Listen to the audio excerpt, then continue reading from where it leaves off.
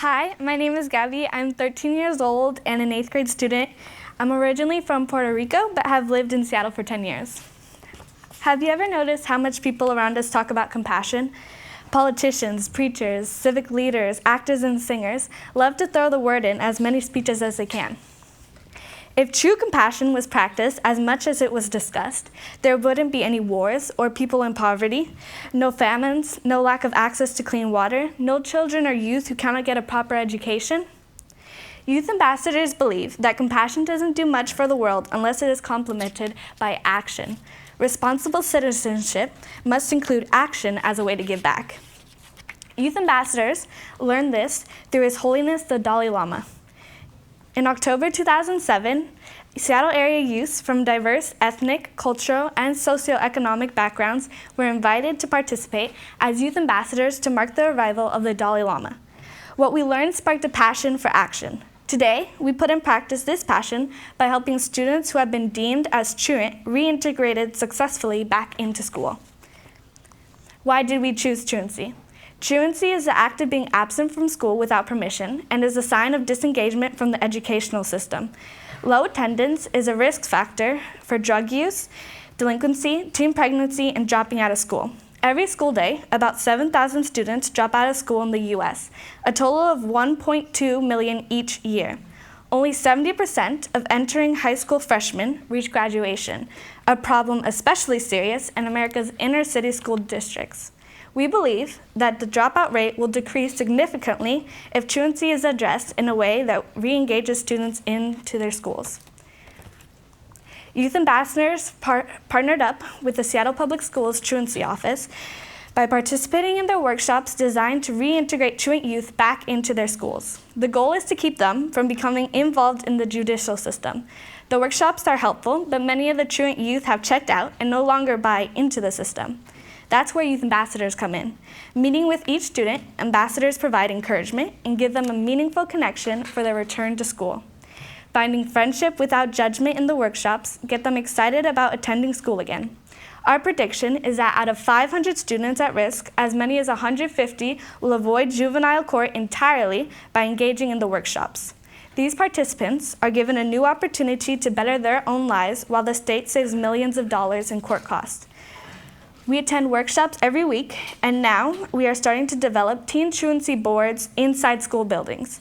We will start in 4 Seattle high schools: Ingram, Cleveland, Rainier Beach, and Chief Sealth. This new approach will allow us to address attendance issues in each respective school and give students the opportunity to improve their attendance before they're involved in the truancy disciplinary process. Our job in the workshops and teen truancy boards is simple. Listen to students' stories and encourage them to seriously commit to improve their attendance. In my experience, students who miss school because of a lack of interest are the minority. Most skip school because they have no one to turn to. Sometimes we are the first people to truly be supportive and caring. Our approach is so powerful that it can save lives. Chris, an 8th grade youth ambassador, was asked to facilitate a discussion with a senior during a truancy workshop. Initially, he was skeptical and wondered if a senior would take him seriously. But immediately, this student began to confide in Chris how he had been facing intense suicidal thoughts. It was through Chris's compassion and outstanding listening skills that the student felt heard and supported. Later that day, he wrote on his Facebook page, "I want to live." Another life-changing story started with Julio. Another fellow youth ambassador, now currently a sophomore in high school, was talking to a young man who was missing school for no apparent reason. So people assumed the problem was merely a lack of interest. However, during his conversation with Julio, the student opened up and for the first time talked about being bullied at school to the point of being threatened with a knife. He was missing school because he was genuinely scared about what could happen to him at school, a place where everyone should feel safe.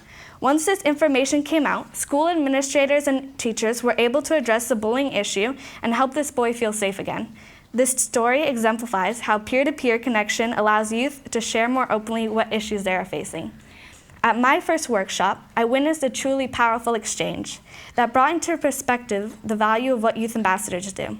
A fellow youth ambassador was talking to a girl in middle school about what was happening in her life that made her skip school. She had already warmed up to her, as she could feel she could look up to this youth ambassador. So she started talking about how her mom was clinically depressed and how many times she would have to stay home during school days to take care of her mom. Other days, she didn't go to school because she didn't want to confront the drama. She had enough with what she had to deal with at home. This girl was my age, and here she was being the adult at home. Instead of being taken care of, she was taking care of people. In practical terms, there wasn't much we could do to help her with her difficult situation. But the meeting was successful in one very important way. She felt that we had listened to her without judgment. Youth are not usually seen as part of the solution, but the Youth Ambassador experience has demonstrated what we can do when we're united. By connecting without judgment and listening to what other students have to say, we have the power to change another youth's life. Our passion doesn't end with Seattle. Youth Ambassadors has a vision of spreading the awareness of truancy and our compassion-based approach to other cities and states, and hopefully create a global awareness of our successful approach to truancy. In this way, we may indirectly touch many other youth's lives and perhaps improve their chances of achieving higher than they thought that we could. We are the future. We can create positive change in our communities, one truant student at a time. As Youth Ambassadors say, we've got your back.